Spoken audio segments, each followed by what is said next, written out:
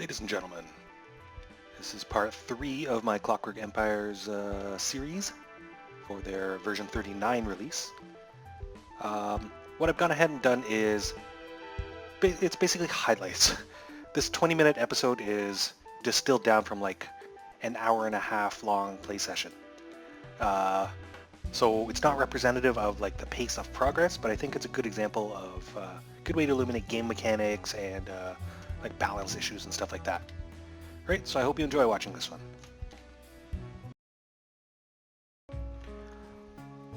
So here we have an example of the branching decision tree. Here we can observe fishmen trampling my maize crop, which I need to feed my colony. Right, I've got the property destruction alert here.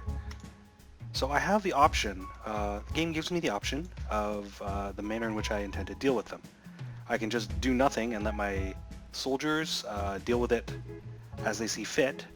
I could try to talk to them. I can just shoot and kill them. Or I can explicitly do nothing. I believe that involves telling my soldiers to stand down as well. I'm actually going to try and talk to them. Let's see if this works. Well, okay, so that's my standing policy with regard to Fishman. Also, what is this jerk doing? He's running out my crops with a grenade in his hand. Okay, so we can see Viola Walker. She was using the, I think, shoe fish people job. She was basically intimidating him, but she did not attempt to kill him, right? She, here we, nope. Okay, well, it's somewhere in her memories. Basically, you have the option of intimidating fishmen to get them to stop destroying your crops instead of killing them. Or you can leave it up to the soldiers, and often the soldiers will personally choose to kill them as their response. So there are a number of nuanced possibilities in how you choose to deal with the fish people. And in addition to what you explicitly choose, the action your colonists would prefer is dictated by their emotional state and their personalities, and all that is weighted by their memories. So it's all very organic, which is pretty cool. And we'll just wait for this autosave to finish. There we go. Also, if you consistently take decisions that your soldiers disagree with, it will actually be reflected in their memories. They will be unhappy, or they'll be angry. And again, that influences how susceptible they are to madness. People who are very angry throw temper tantrums, they get into fights with other colonists, they break stuff in your stockpile. So you need to consider what makes your colonists happy, as well as fulfilling their needs, which is not always the same thing. Looking at the colony now, we've skipped ahead in time a little bit. Since we last checked in, I've planted, the chili crop is coming in nicely, although I haven't had any chili harvests yet. I've had a couple of corn harvests. I've set up a new ceramics workshop here. So I can make brick, so I can consider building like a chapel next, which requires a lot of brick. And in preparation for the ceramics workshop being complete, I've also begun harvesting this clay here. Fortunately, we have a clay source quite close to the colony. One thing we might have to consider sooner rather than later is that I've well, okay, it's kind of hard to see at night, but I've chopped down most of the tropical broadleaf trees, the ones that are good for timber, in I don't know, maybe a 30 block radius of the town. So either I'm going to have to start sending my guys further afield for wood, or I can consider planting a bamboo stand for a renewable source of timber. Speaking of farming, I'm also short of beds. I've really only got four or five beds in town, and I've got 27 colonists. Unfortunately, I don't have the linen I need to build more beds, right? I've only got one more roll of cloth here. to make more bolts of cloth, I'm also going to have to grow flax. So maybe that's what I'll do now. Actually, I'm going to set up a utility field. The first crop will be flax, and then once I've got one flax crop in, I'm going to switch it over and grow bamboo there instead.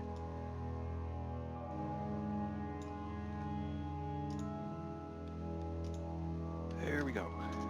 Now it's nighttime, so people tend not to do their jobs and in fact just stand around and gossip.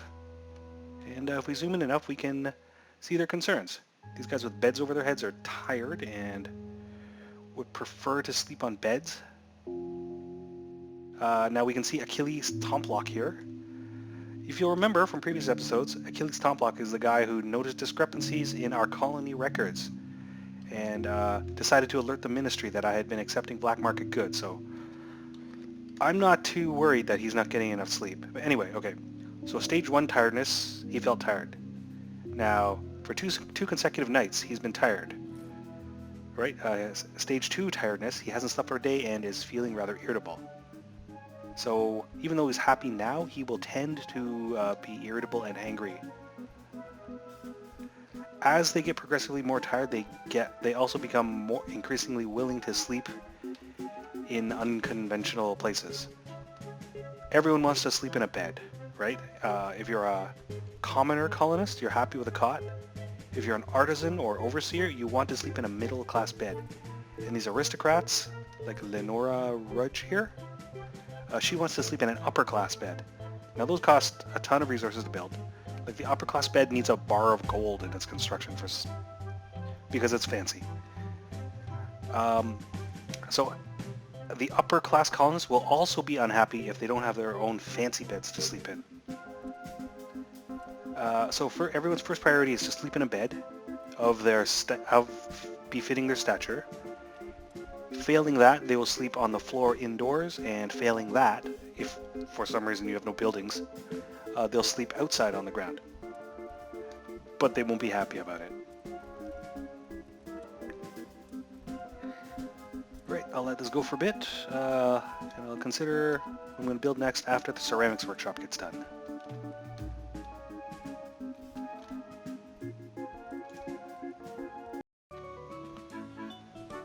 So, checking in with the colony again. It's the morning of day 11.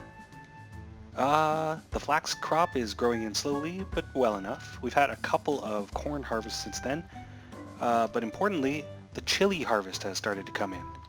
So now I can take advantage of the chilies and the coconuts together. So I'm going to queue up some coconut curry. Now I've said, let's make that. So I'm going to say make 5 coconut curry. I'm going to make it a persistent order, so the kitchen will always try to maintain 5, a minimum of 5 in the stockpile. And I'm going to give it a higher priority than stew. This is important because if stew had a higher priority than coconut curry, the ingredients, because stew will accept anything as an ingredient. So if I didn't do it this way, the ingredients that would normally go into coconut curry would go into stew instead, and no curry would be made. So changing the order or the priority of your orders is important if you want to manage your food stocks.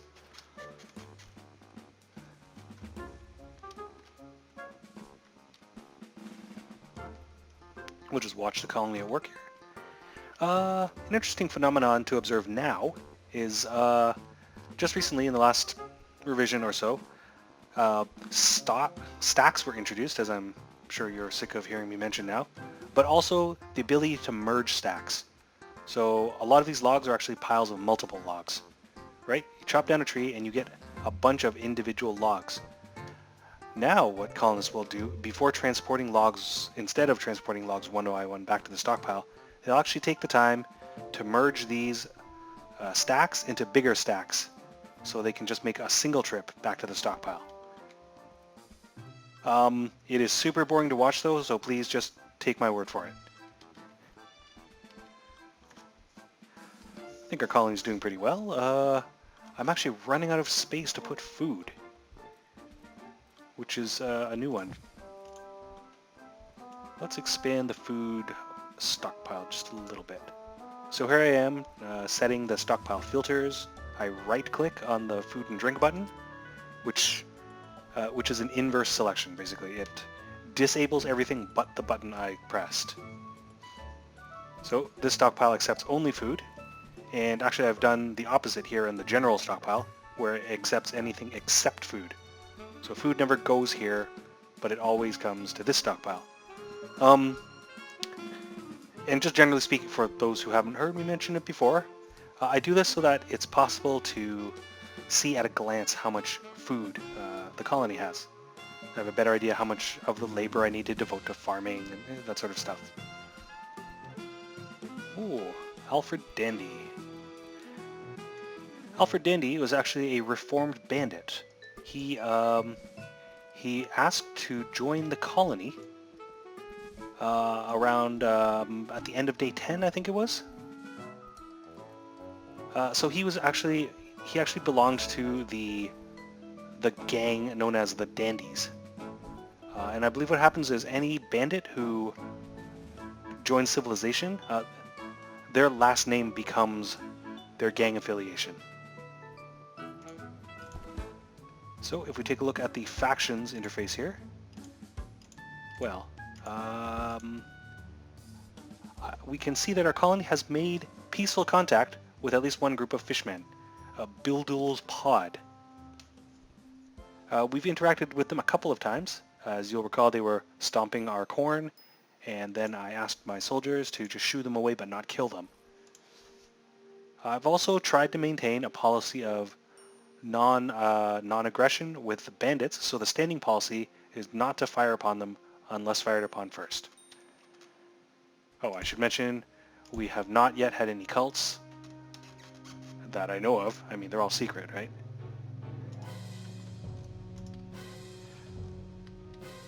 Let's follow Wolfram Robber for a bit. Now, Wolfram Robber, he's getting the plate and utensils icon over his head, which means he's hungry. He is also, in fact, a former bandit who joined the colony. So he's walking over to the food stockpile, and he has grabbed one of the fancy new coconut curries. So now he has memories of eating food, which makes him happy. He is still shaky morale. I can't count on him being effective in a fight, and I believe he's slowly going mad. And he's a bit of a coward. Well, he did live out in the wilderness for a while. I believe we can fix some of those things if we ever tech up to the chemists. Right, the chemist shop, it will produce laudanum, which will helps relieve some afflictions, but it also helps your colony's morale. Right, what kind of favor do we need? I have more than enough food. I'm just going to pause here for a second. Most of my workers are well staffed, actually, except for maybe these last two. I could take more immigrants. I don't really need more building materials yet. I don't need any of these, actually, so I'm going to take more criminals just to fill out the work crews. Got a couple more ex-cons. They were automatically assigned to this bottom crew here. So, we've completed construction on the chapel. The ceramics workshop is up and running. I didn't point this out before, but I built an airship mast here, so airdropped supplies will come here and not hit anyone in the head or demolish anything in my stockpiles. The problem with deliveries is that they come in a crate that's dropped with a parachute. Those crates can land anywhere in the general vicinity of your town, and if they land on your stockpile, they'll destroy the objects in the stockpile, which means, unfortunately, in receiving new stuff, you destroyed old stuff, which is, you know, terrible.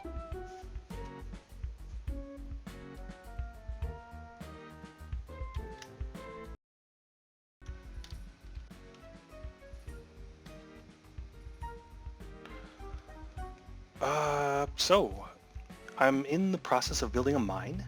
I was actually going to build a metalworks when I realized there are no ores anywhere in sight of this colony. However, back to that in a second. What's going on here? So I've got fishmen, a gang of fishmen. Oh, oh dear.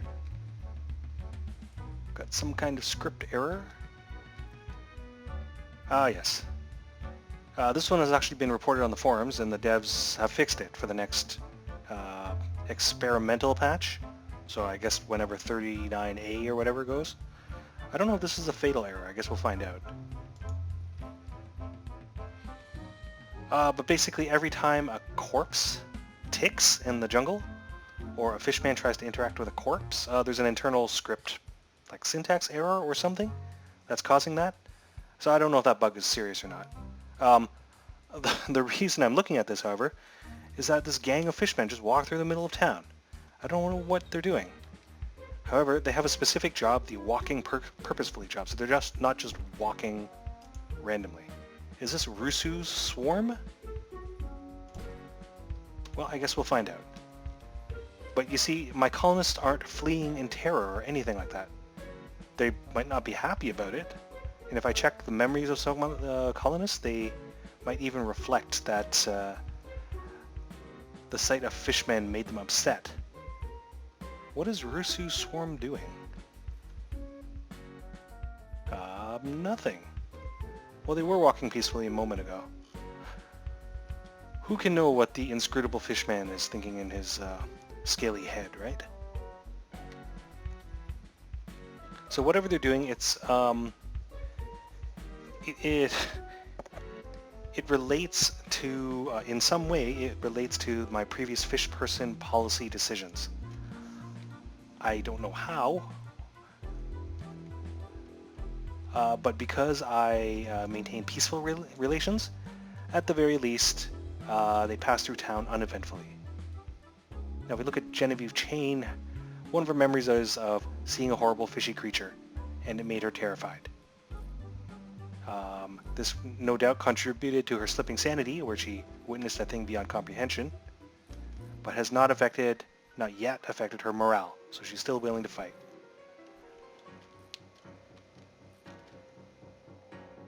So, I'm building a mine, which will hopefully provide me with raw ores, enough to justify building a metalworks, and once I've got the mine and the metalworks, I can start producing metal parts, which is one of the prerequisites I need to produce beds. Like, I've got my flax growing here, which will soon be able to, which I will soon be able to harvest into bundles of flax. But to turn those into bolts of cloth, I'm going to need a textile mill. Now the textile mill, here, I'll just show you here. Actually, I'll show you the modules that have to go inside a textile mill. Right, there's the, well, it's a workbench. Forget what I just said. I could have built a textile mill right now, in fact. Okay, so here's the story behind that. The textile mill, as it used to be, required a gigantic spinning mule, or a spinning jenny, which required all sorts of metal parts because it's a gigantic metal machine. Now that I think about it, it was buggy, so it was removed, and as a placeholder, it now has the, dangnabbit. It now has the workbench, which just requires 2 planks. So in fact, for the placeholder textile mill, I did not need all sorts of fancy metal parts or a mine. So I might as well build it right now. Or I'll build it in a second. I'll just take 3 of anyone for now.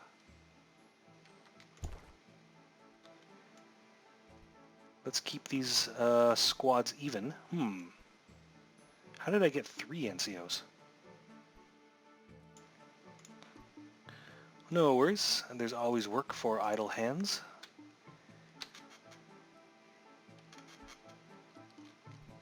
Now we can see here that some of the cots, because these cots are in constant use, I've still only got 3 beds for my colony of 37, they're going to see wear and tear at an accelerated pace, and they're starting to break down.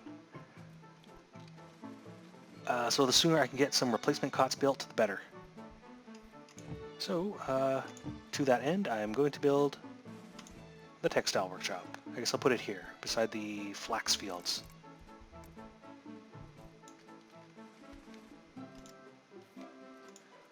Let's get some doors on this building. And then...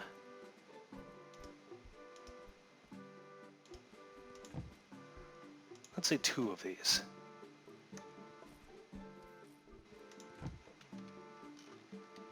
So that should be built in no time. It's pretty cheap as far as resources go. And as you can see, I've got a ton of brick now. I believe the production yield of 1 cube of clay is like 5 bricks or something ridiculous like that. And I've got a fair number of projects on the go now, so I should actually leave my colonists to do their thing before I stack up too many additional jobs in the job menu here. Let's take a look inside the chapel. Well, Enola Meathook, that's right, Vicar Meathook, is performing the Preach in Chapel job. The chapel actually seems to be a popular place for a lot of the colonists to idle, just to spend their spare time. I guess it makes them feel better. Commoners who are present when the vicar prays or preaches get memories like these. See this, the holy cog, a symbol of the official state religion. It represents feeling more at peace and generally being happier. It contributes to the well-being and mental state of your colonists. See these 2 guys here? Let's take a look at Oceanus here. Great, he has a couple of happy memories. He's more content with his lot in life now that there's a chapel to pray at.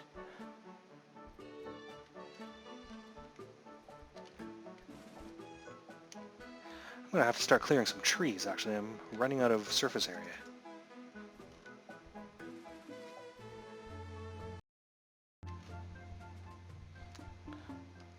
One thing I'll point out again is the addition of the emotional walks to the colonists.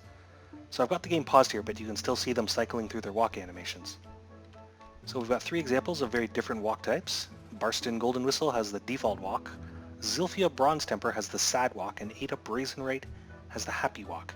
We can see this reflected in their emotions. Right? Barston is not particularly happy or sad.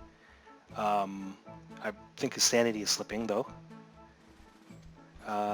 Zilphia is sad, and this is reflected in her weepy face, hand over her face walk. Why is she sad? No, she's sad because she had to come here. And Ada Brazenrite, right? Her happy walk is reflected in, well, her emotional state is reflected in her happy walk. Why is she so happy? She recently made a new friend, Guy Floodgate, and Barston Golden Whistle. So there we have it. At a glance, you can tell what their emotional states are, and you can diagnose what's responsible for that state. Pretty cool.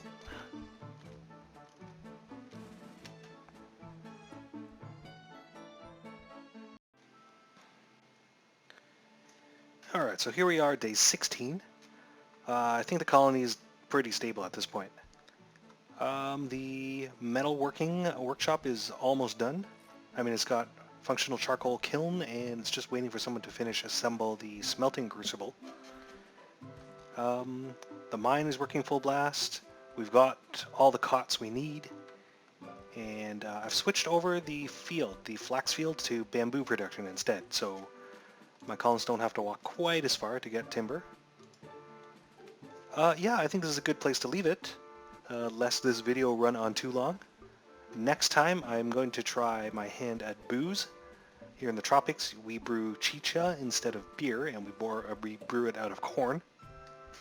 And hopefully that will lead us to laudanum production, and I can cure some of my colonists of their injuries, both physical and mental. Yeah, but that's the game so far. So this is Clockwork Empires, revision 39. My name is Alfred. I hope you've enjoyed watching this video.